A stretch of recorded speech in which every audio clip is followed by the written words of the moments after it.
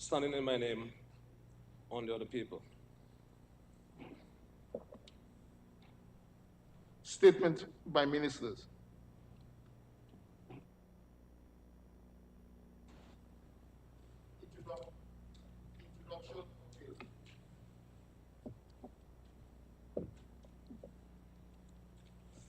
Mr. Speaker, I move that the bill shortly entitled Money Laundering Prevention Amendment Act 2022 be read the first time. Second, Mr. Speaker.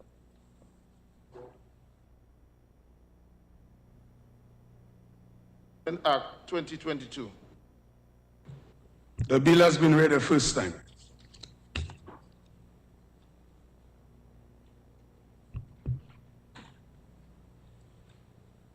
Mr. Speaker, I move that the bill shortly entitled Proceeds of Crime Amendment Act 2022 be read the first time. Second, Mr. Speaker. Amendment Act 2022. The bill has been read the first time.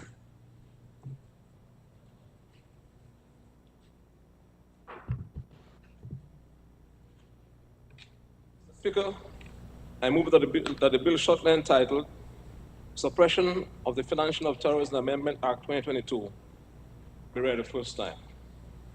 Second, Mr. Speaker. Suppression of the Financing of Terrorism Amendment Act 2022.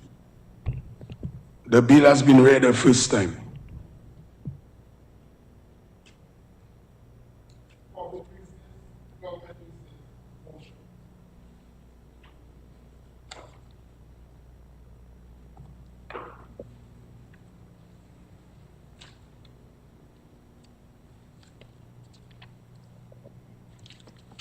Resolution. Mr. Speaker, whereas it has become necessary to amend Part 2 of the schedule to the Money Laundering Prevention Act, Chapter 7303, to strengthen the anti-money laundering, countering of financing of terrorism, and countering of financing of proliferation of weapons of mass destruction framework in Dominica. And whereas, Mr. Speaker, the amendments require the existing item 3 and 5 of Part 2 of the schedule of the Act to be deleted by substituting it with a new item 3, providing for casinos, which is gaming, when customers engage in financial transaction equal to the threshold of $5,000 transaction, and a new item 5, providing for dealers of precious metals and dealers in precious stones when engaged in any transaction with customers equal to or above the threshold of $15,000. And whereas, Mr. Speaker, pursuant to Section 55 of the Money Laundering Prevention Act, Chapter 73, the minister responsibility for legal affairs is empowered to amend the said schedule by orders subject to affirmative resolution of the House. And whereas the minister with responsibility for legal affairs has made such order and now seeks the approval of the said order by affirmative resolution of the Honorable House. Be it therefore, Mr. Speaker, resolved that the Honorable House now determines and declares that the order of the Minister with responsibility for legal affairs, deleting the existing item 3 of item 5 from Part 2 of the schedule to the Money Laundering Prevention Act, Chapter 73, and substituting new item 3 providing for casino gaming when customers engage in financial transactions equal to the above threshold of $5,000, and a new item 5 for dealers in precious metals and dealers in precious stone when they engage in any cash transaction with a customer equal or above the threshold of $15,000, respectively, is thereby approved. Second motion.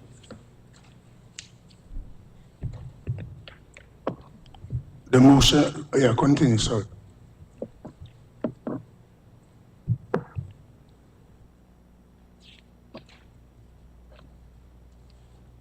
Mr. Speaker, this is a very short order which contains 3 clauses and seeks to amend the schedule to the Anti-Money Laundering Prevention Act, Chapter 73 of the 2017 revised laws of the Commonwealth of Dominica. The schedule of the Act is amended in Part 2, which deals with other the business activities of non-financial institution. This amendment clarifies the definition of casino, which is gaming, when customers engage in financial transaction equal to or above the threshold of $5,000. This new definition will bring the legislation in line with Recommendation 22.1A of the Financial Action Task Force 40 recommendations. Though Recommendation 22.1, Mr. Speaker, recommends that the threshold of US or Euro $3,000 has opted for a higher standard of EC $5,000.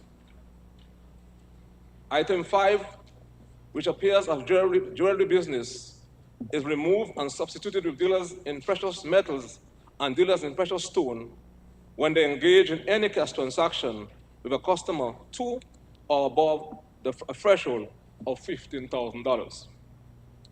Mr. Speaker, Dominica's anti-money laundering framework places the onus has a very onerous task on all dealers in precious metals and stones to collect customers' due diligence information irrespective of the value of the transaction. As such, Mr. Speaker, the requirement is inconsistent with the minimum international standards and very taxing on dealers in precious metals and stones. Here's, therefore, Mr. Speaker, the recommendation for the said amendment. And I therefore, Mr. Speaker, lay this matter before this honorable House.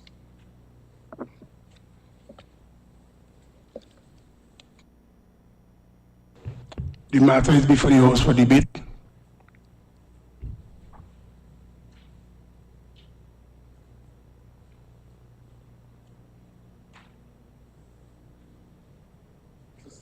That Dominica is doing everything possible to tighten the legislative framework to mitigate against fraudulent behavior insofar as money laundering is concerned and other predicate offenses. There being no debate from the other side of the House, it is clear, therefore, that we're moving in the right direction, Mr. Speaker, and I therefore commend this matter before this honorable House.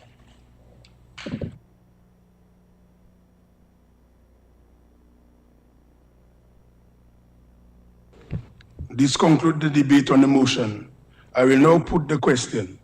Be it resolved that this honorable House now determines and declares that the order of the Minister with responsibility for legal affairs, deleting the existing item 3 and item 5 from part 2 of the schedule to the Money Laundering Prevention Act, Chapter 7303, and substituting a new item 3 providing for casinos, and that is in bracket gambling, when customers engage in financial transaction equal to or above a threshold of $5,000. And a new item 5, providing for dealers in precious metals and dealers in precious stones when they engage in any cash transaction with a customer equal to or above a threshold of $15,000 respectively, is thereby approved. Those in favor? Aye. Those against? The ayes have it. The motion has been approved.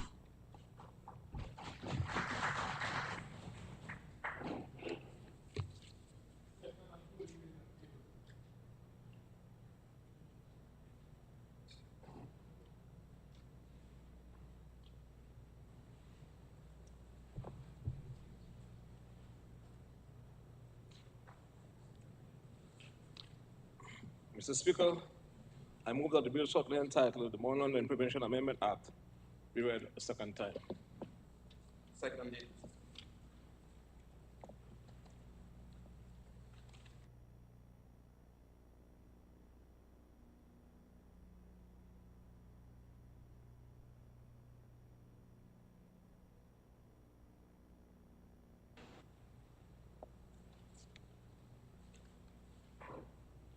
Mr. Speaker, money laundering remains one of the most concerning financial crimes due to its connection and other financial crimes such as terrorism, financing of terrorism, illicit drug, firearms and human trafficking, in the entire world, and Dominica, therefore, is no exception.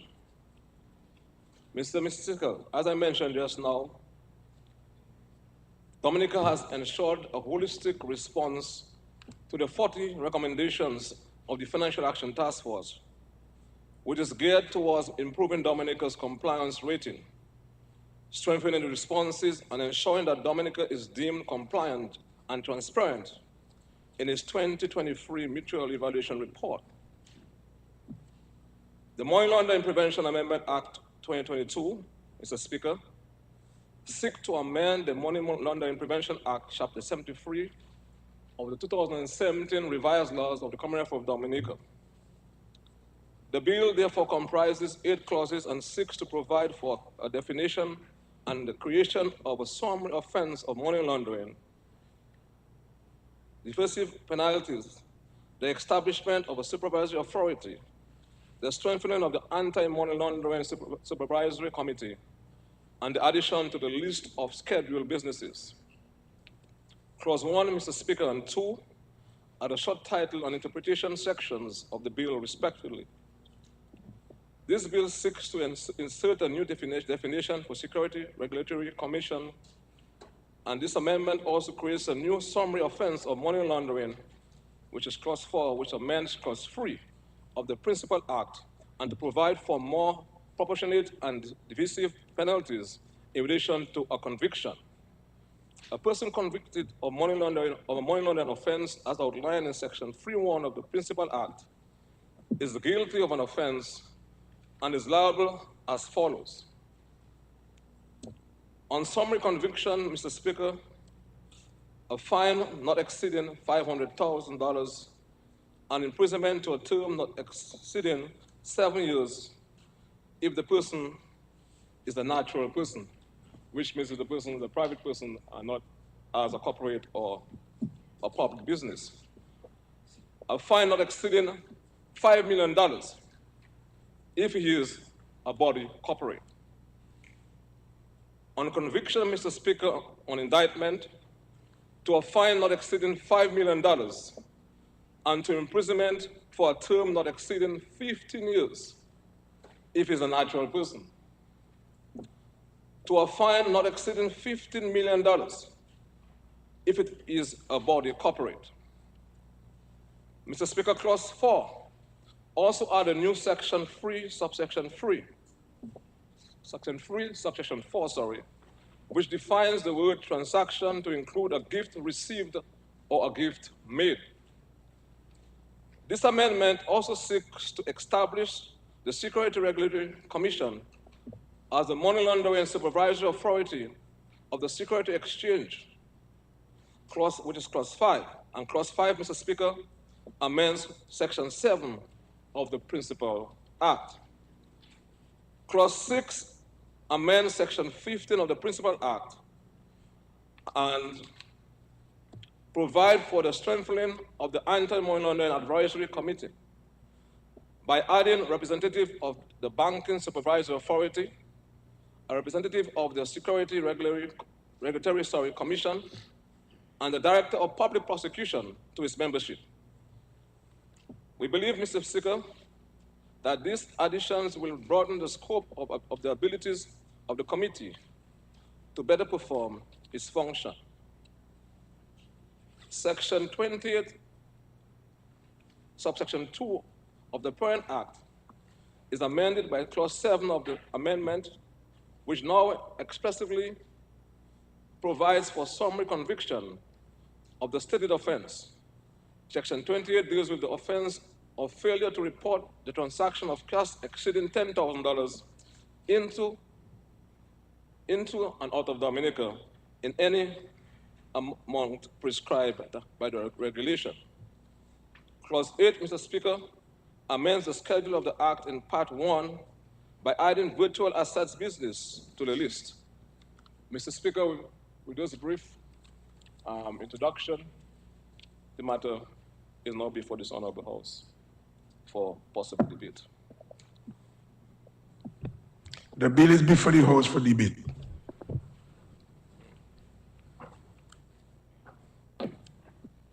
Your mic, Honorable.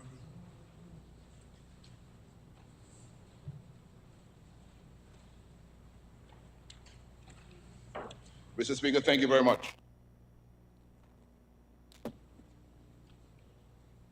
I rise to support the amendments to the Money Laundering Prevention Act, Chapter 7303.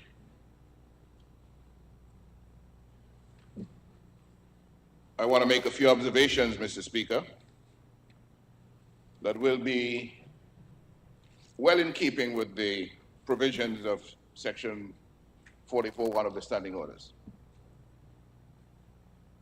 But before I do that, I want to make the observations that members of normally functioning parliaments around the world enjoy the absolute privilege of protection from liability for things that they may say in debate. This is the freedom of speech immunity. But in this parliament, it is enjoyed exclusively by the majority side of the House. It's a privilege from which the minority is routinely Honorable excluded. Linton, before you proceed, I would ask you to withdraw that statement. You imputed improper motive on the chair. Mr. Speaker, I raised this matter with you. But you cannot. Your mic is off. Take your seat, please. I mean, I don't know. Today, let's just go with a nice debate on the bill. We have to do a preamble that imputing improper motive on the chair. And I would like to take the opportunity now to avail the Standing Orders Committee that we have a lot of work to do. Because members will come in the House and want to impute improper motive. I think we need to take tougher action. And also, members would leave this House and go on radio station and say all sorts of things about other members and even the chair. We really have a lot of work to do in this honorable House in regards to the Standing Orders Committee and the Privileges Committee. Proceed with the debate. We don't want to get into this long story. Please, because this is imputing improper motive on the chair. So proceed with the debate, please. On the act, let's debate the act. Yeah, Mr. Speaker. What I say in debate is constrained by the attitude of the chair to members on this side of the parliament. I raised the issue with you. Members of my team and we sat with you, and you anticipated what the concern was, and you drew our attention to a provision from parliamentary practice in New Zealand. And I want to share it with other members of the House. It has to do with references. It has, but you see, we keep, your mic is off. Could you take your seat, member? You see, again and again, I want to caution the entire House on certain matters. So see what has happened. Honorable members of this House, I listened to a short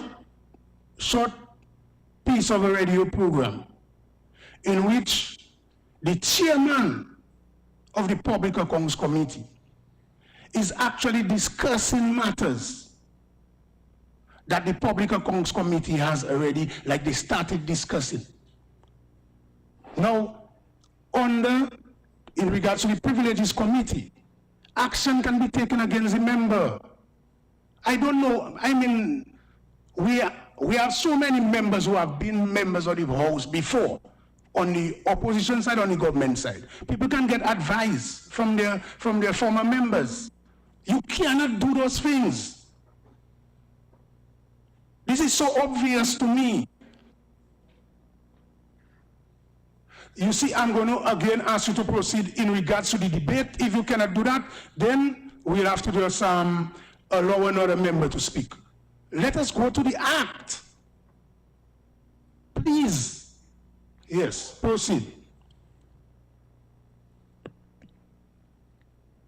Mr. Speaker, the Financial Action Task Force, FATF, an association of the Organization for Economic Cooperation and Development, is an international policy-making body that sets international money laundering standards and combating the financing of terrorism measures. The Caribbean Financial Action Task Force is the regional arm of the FATF. Dominica is a member of the Caribbean Financial Action Task Force. And Dominica's anti-money laundering, combating of the financing of terrorism framework comprises some very key pieces. You have the Ministry of Finance, which has oversight of the Financial Services Unit. You have the Prudential Oversight Authority, the Eastern Caribbean Central Bank. You have the Minister of Legal Affairs, who has responsibility for the Financial Intelligence Unit and the Money Laundering Supervisory Authority. Then there's the Office of the Attorney General. That is the regulator for the Suppression of the Financing of Terrorism Act, the STFA, and the Ministry of National Security now, responsible for the Dominica Police Force as investigator of predicate offenses, and which has also been given special responsibilities under the Suppression of Financing of Terrorism Act. The November 2014 Caribbean Financial Action Task Force plenary recognized that Dominica had made significant progress in addressing the deficiencies identified in the 2009 Mutual Evaluation Report, and therefore could exit the follow-up process. So between 2009 and the end of 2014, Dominica passed the Money Laundering Prevention Act, number 8 of 2011, and amended it twice in 2013. Dominica passed broad, sweeping amendments to the Proceed of Crime Act in 2010 and 2013, with further amendments in 2014. And Dominica also passed major amendments to the Suppression of the Financing of Terrorism Act number 3 of 2003 in 2011, with further amendments in 2013. So at that point, Dominica had progressed to the stage where legislative action addressed all of the deficiencies for the 13 core and key recommendations rated partially compliant or non-compliant, and at that time, only 3 recommendations were considered outstanding. So 8 years ago, Mr. Speaker, the Caribbean Financial Action Task Force acknowledged the progress made by Dominica in improving the AML-CFT regime and noted that Dominica had established the legal and regulatory framework to meet its commitments regarding the strategic deficiencies that CFATF had identified, and Dominica was therefore removed from the CFATF monitoring program that required regular follow-up to biennial updates. So since then, Mr. Speaker, it appears we have been cruising along, noting the policy upgrades and legislative adjustments recommended by CFATF, and making a few changes here and there, especially when threats emerged of being thrown on the OECD blacklist for non-compliance with evolving CFATF AML-CFT recommendations. In February 2020, at the start of this 10th Parliament, we amended the Money Laundering Prevention Act number 8 of 2011. Today, we are meeting in emergency session for amendments to the Money Laundering Prevention Act, the Proceeds of Crime Act, and the Suppression of the Financing of Terrorism Act. And we're doing that at the start of the same week in which CFATF in Dominica, I understand since the 15th of August, is conducting an in-country national risk review. We didn't learn about this review last week or the week before, you know. We have known about it years ago. But we are only now rushing the legislative action that needed to be taken in this Parliament to close the gaps and deficiencies on AML-CFT commitment to the world community as advised by CFATF. On August 3rd, 2022, a couple of weeks ago, the Financial Services Unit, the regulatory body, hosted industry officials, accountants, bankers, lawyers, in a mock interview intended to coach them into how they should answer questions posed to them in the National Risk Assessment exercise. But, Mr. Speaker,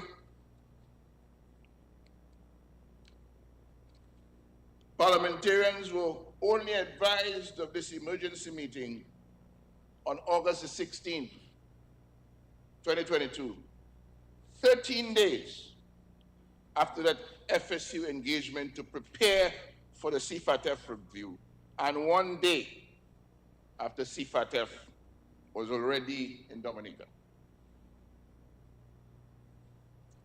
Somebody or somebody has dropped the ball. Negligence, incompetence, disinterest, insincerity of purpose, all of the above? I don't know. But we have yet another amendment bill for the Money Laundering Prevention Act before us today. I ask the question though, how serious are we about money laundering prevention? How serious are we, really? Are we doing this to be in the good books of CFATF, to stay off the OECD blacklist, or are we doing this because we really believe that money laundering is a serious crime endangering national development and the advancement of global civilization that we are therefore committed to prevent in our piece of the globe? Unfortunately, Mr. Speaker, it does appear that with all that we have done at the behest of FATF and CFATF and the OECD, it appears that Dominica is almost like conditioning its criminal justice system into an aversion to prevent money laundering. We have had the act for more than 11 years. How many money laundering investigations have we conducted? How many prosecutions have we pursued? How many convictions have we achieved? What do we have to demonstrate at this stage in terms of the effectiveness or ineffectiveness of our comprehensive anti-money laundering provisions? The absence of money laundering prosecutions and convictions simply tell us that existing legislation is not being used adequately, effectively, or at all. And Mr. Speaker, in Dominica, we are supposed to have a police force that is professional in conduct and responsive and effective in its operations. The police force is our premier law enforcement body.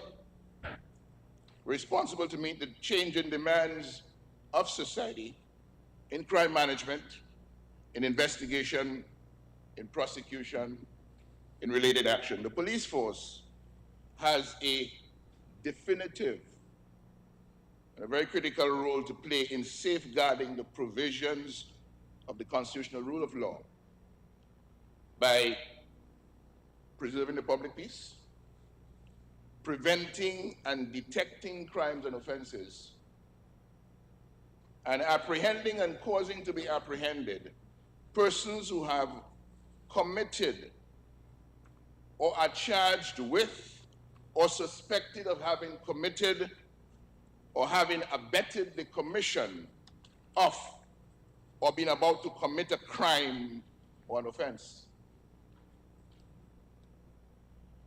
Mr. Speaker,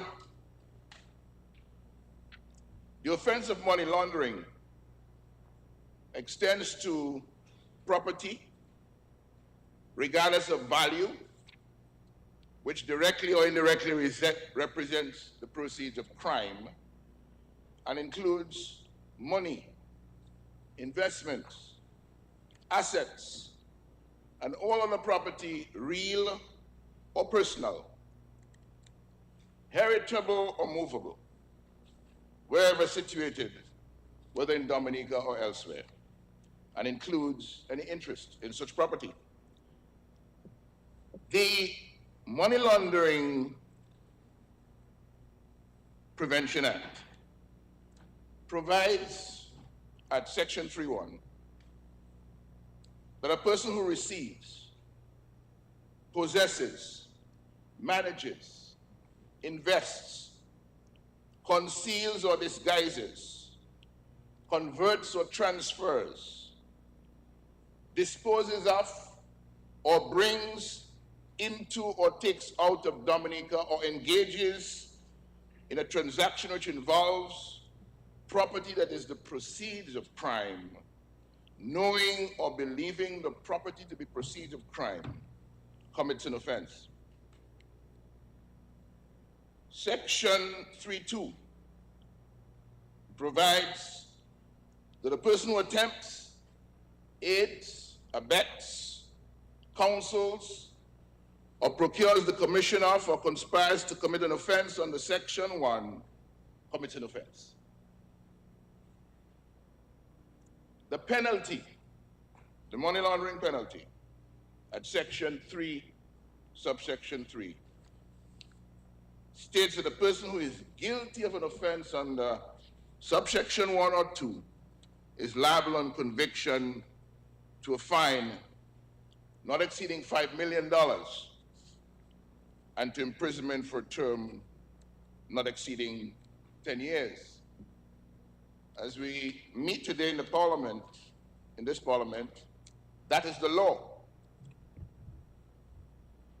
And let me now make, Mr. Speaker, a reference to a person outside of the House, because I've learned, contrary to what we have said before, that there is nothing to prevent a member commenting severely on the conduct of people outside the House, but only if it is relevant to the debate before the House. Indeed, it is important for members to be free to speak out where this is necessary in the public interest. Members have been exhorted. Let me just caution you, but also the chair would have to decide on whether it's relevant or not, and is it in line with the rules, so you can proceed. But I'm listening. Yes, I promised you, Mr. Speaker, that my presentation would be well within the walls of 44.1, relevance. And I know that members have been exhorted to use this privilege responsibly with regard to people who cannot defend themselves in the chamber or vindicate themselves in a court of law, but this is left largely to the judgment of members. I don't intend to make any reference to someone outside the House, which could be regarded as so insulting by any section of this House that were it to stand unchallenged, it might provoke disorder. that would be a ground for requiring it to be withdrawn. So, Mr. Speaker, let me, in the public interest of sincerity in money laundering prevention, comment severely. And therefore, would you take full responsibility? No, responsibility. If the House thinks what you have done is taking advantage of the privileges of the House. Be careful. So let's proceed. Mr. Speaker, let me, in the public interest of money laundering prevention sincerity, comment severely on the conduct of former Dominica diplomat Ali Reza Montfared, serving a 20-year jail term in Tehran for corruption on earth. From 2014, 3 years into the era of the Money Laundering Prevention Act. So, Mr. Linton, before you proceed now, you need to indicate to me in Dominica, was that person arrested in Dominica for money laundering? If it's yes, then you can proceed. If no, then we cannot go into that. No. Hear what I'm asking. We are talking about a bill. We're talking about a bill. So if the person was arrested for money laundering, under the Money Laundering Act, then it is relevant. If the person was not arrested in Dominica under this act, then we cannot make it be relevant. But Mr. Speaker, how could there be any conviction if there was no investigation? Well, I don't know, but I don't know why you don't want to, in the bill, bring the person name, because I'm not interested in what happened. I said the name, Ali Reza Montfared. Yes, but I'm saying let's do it properly.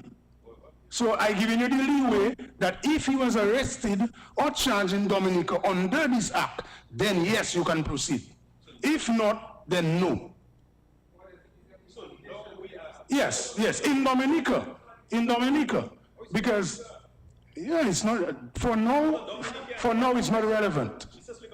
For now, it is not relevant to call relevance. I told you what already. 44-1. Proceed, the Honorable Linton.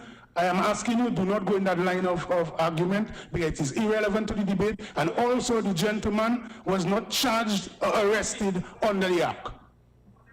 Why is it relevant? The man was a Dominican. Ali Reza Montfared was a Dominican. He was convicted. Where? He's a Dominican. Yes, yours. So proceed, Honorable Linton. I see your member is disturbing you, but proceed. Yeah. You see, Mike, can say what you're thinking. Every time you're doing that. Let us proceed. Continue. Mr. Speaker, from 2014, 3 years into the era of the Money Laundering Prevention Act, through International Safe Oil, through First Islamic Investment Bank, Energy Solutions, Accra Prawn, Yellow Cab Taxi, and My Dominica Trade House, Ali Reza Montfared received, possessed. Member, your mic is off because you are actually playing police now in the house, in this honorable house. You are saying that he was this, he was that. Yes, you cannot. I mean, these things are basic things. You cannot. You have, according to my time, it's 10:51. You were supposed to end at 10:57.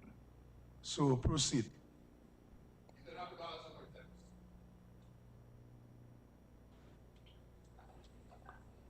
Okay. So that's it.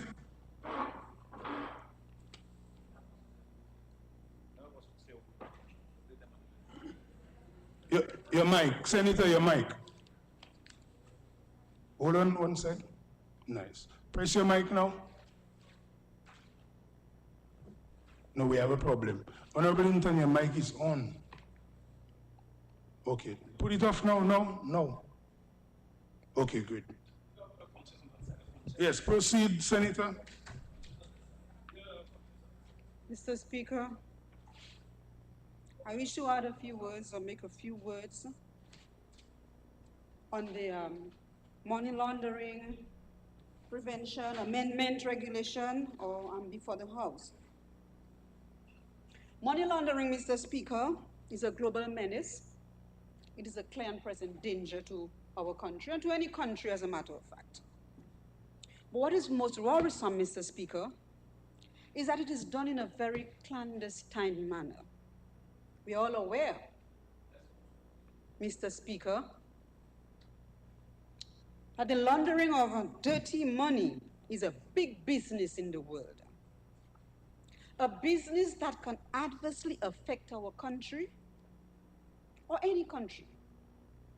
And it is for this reason we in Dominica need to be very concerned about this practice because, Mr. Speaker, it can be said to be the fuel that expands criminal activities, and additionally, it can also be an obstruction to good governance. Mr. Speaker, any money laundering scandal is one too many for any country. Therefore, the call to close all gaps in our system is very timely. But in order to be effective, Mr. Speaker, for this here to be effective, our laws need to be applied rigidly and consistently. It is a fact that money laundering is a threat to our citizens and to our financial system. Therefore, Mr. Speaker, this crime should not be underestimated. The loopholes that criminals can use to launder money into the country should be closed very tightly. There is also the need to further tighten up on the measures that should be taken to help protect the integrity and the safety of our financial system. And that is where the effective execution and enforcement of our laws come in. I wish to add, Mr. Speaker, that these amendments and the Act in its entirety should be clear of all political interference. The relevant branches of government should be allowed or should be given some teeth to ensure that due diligence is done on financial transactions, all financial transactions in general. Due diligence, Mr. Speaker, ought to be done regarding politically exposed persons. Additionally, Mr. Speaker, measures should be put in place to establish the source of wealth and source of funds associated with such persons. I hope, Mr. Speaker, that this is enshrined in the reason for making these amendments, for taking the steps to close the door on money laundering and to stop criminals from lining their pockets with ill-gotten gains. As a matter of fact, Mr. Speaker, it is the politicians who should be the eyes